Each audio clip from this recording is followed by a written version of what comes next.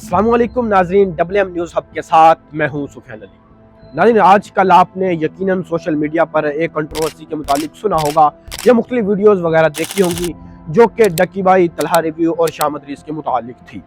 और इसके मुतालिक हम अपने चैनल पर पहले वीडियो बना चुके हैं जो कि आपने यकीनन देखी होगी। अगर हम बात करें तो अब दोबारा जो ये कंट्रोवर्सी है, इसमें एक जो डेवलपमेंट है वो हो चुकी है। वो ये कि जो तलहा रिव्यूज़ हैं, जो जिन्होंने डकी भाई के ऊपर एक एक्सपोज की जो वीडियो बनाई थी, डकी भाई, रजब भट्ट और नदीम नानी वाले के ऊपर जो उन्होंने एक्सपोज की एक वीडियो बनाई थी, अब उन्होंने डकी भाई हैं और जो तलहा रिव्यू, इन्होंने आपस में एक जो पॉडकास्ट है, तकरीबन उन्होंने 1.5 घंटे का भी कुछ घंटे कबल ही उन्होंने अपने चैनल पे ऊपर उन्होंने अपलोड किया है, जिसमें उन्होंने डकी भाई के ऊपर जो कंट्रोवर्सी है इसके मुतालिक उन्होंने गुफ्तगू की। अब मुख्तलिफ जो लोग हैं, जो उनके जो चाहने वाले हैं या उनको जो जिन लोगों ने उनको सब्सक्राइब किया था इस कंट्रोवर्सी के बाद, वो लोग डकी भाई को तो बुरा भला पहले ही कह रहे थे इस कंट्रोवर्सी के बाद, और अब वो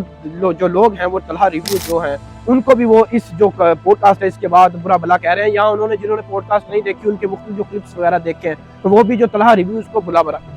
भला है वो कह रहे हैं। अगर हम आपको उस पॉडकास्ट के मुतालिक बताएं तो उस जो पॉडकास्ट है उसके आगाज़ में तलहा रिव्यूज़ ने जो मुख्तलिफ क्वेश्चन है डकी भाई से, वो उन्होंने इस कंट्रोवर्सी के मुतालिक किए, और उन्होंने इस मुतालिक भी किए कि जो उनके वालिद को अगवा किया गया, उनकी जो फैमिली है उसको थ्रेट किया गया और उनको जो शहर छोड़कर जाना पड़ा, इसके मुतालिक उन्होंने डकी भाई से क्वेश्चन किए थे, जिस पर उन्होंने जवाब दिया कि जो ये सारा मामला हुआ, ये जो सारी कंट्रोवर्सी हुई, इसमें जो मेरा ज़ाती तौर पर कोई अमल दखल नहीं था। उन्होंने कहा कि इसमें जिस तरह भी उन्होंने फैमिली जो तलहा रिव्यू की जो फैमिली है या उसके वालिद को उठाया या उस पर मुख्तलिफ जो FIR हुई, उसका जो उन्होंने कहा जो बराह रास्ता जो जिम्मेदार है वो नदीम नानी वाला। उन्होंने जो पूरी पॉडकास्ट है उसका जो उन्होंने एक कह लें कि आप लुबे लबाब जो निकाला, वो यही कि जो सारा मामला था इसका डायरेक्टली और इनडायरेक्टली जो जिम्मेदार था वो जो नदीम नानी वाला था, वही था। उसी ने उन जो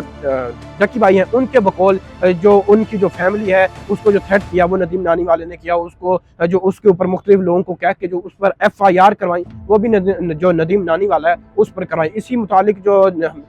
डकी भाई का नदीम नानी वाले के साथ खुद का एक्सपीरियंस था वो भी उन्होंने शेयर किया कि जब उन्होंने उसके साथ जो गाड़ी थी जो डकी भाई ने खरीदी थी तकरीबन 5 करोड़ में e-tron, वो भी उन्होंने बताया कि जो उन्होंने किस तरह ये नदीम नानी वाले को बेची और उन्होंने उसके जवाब में किस तरह उनको तंग करके या जलील करके उनको पैसे दिए, वो भी उन्होंने उसके मुतालिक बताया। उसके बाद जो तलहा रिव्यूज़ हैं उन्होंने इसके अलावा उन्होंने और भी मुख्तलिफ जो टॉपिक्स हैं उनके ऊपर जो डकी भाई हैं उनके साथ बातचीत की, जिसमें उन्होंने ये भी कहा कि आप ये बताइए कि आप जो फैमिली व्लॉगिंग है वो कब आप बंद करेंगे या कब आप उसको छोड़कर कोई नई जो आप कंटेंट है उस पे आ रहे हैं। तो यहाँ उन्होंने ये भी कहा कि आप खुद इसी कंटेंट के ऊपर रोस्टिंग किया करते थे, फिर आप इस पर दोबारा खुद शिफ्ट हो गए। तो इस पे ऊपर उन्होंने जो डकी भाई थे उन्होंने गोल मटोल की, उन्होंने एक तरह से जो कह लें वो पॉलिसी अपनाई। उन्होंने कहा कि ये एक तरह से सब्जेक्टिव है, मे भी हो सकता है कि हमारे इस मुल्क में इस चीज़ को हम गैर इखलाकी लोग समझते हों, लेकिन ये बाहर के मालिक में इसको लोग इतना बुरा नहीं समझते, तो इसी वजह से मैं भी इसको बुरा इतना को खास नहीं जानते, तो इसी वजह से इस पर मैं भी वीडियो जो फैमिली ब्लॉगिंग है वो करता हूँ। इसके अलावा उन्होंने ये भी कहा कि मेरी एक तरह फोरकास्ट है, मेरी एक पेशेंट वही है कि ये 2025 है, ये फैमिली ब्लॉगिंग का जो आखिरी साल है, इसमें जो फैमिली व्लॉगिंग है वो 2025 में ख़त्म हो जाएगी। इसके अलावा उन्होंने ये तो कहा कि जो व्लॉगिंग है वो चलती रहेगी, अलबत्ता यह है कि वो एक नए ट्रेंड के साथ, एक नए पैटर्न के साथ जो व्लॉगिंग है वो लोग करते रहेंगे। इसी तरह जो उनकी तकरीबन 1.5 घंटे की जो पॉडकास्ट है उस इन्हीं जो सारे के आपको हमने आपके सामने जो कुछ हाईलाइट्स रखे, इन्हीं के मुतालिक कुछ बातें रखी, उन्हीं के मुतालिक घूमती रही हैं। और आखिर में अगर मैं अपना कोई ज़ाती इसमें एक एक्सपीरियंस आपको मैं शेयर करूँ, तो आप पाकिस्तान में एक आपको पता है कि सरदराज से ये चीज़ चली आ रही है कि कोई भी शख्स जो मार्केट में ग्रो कर रहा है तो लोग उसको,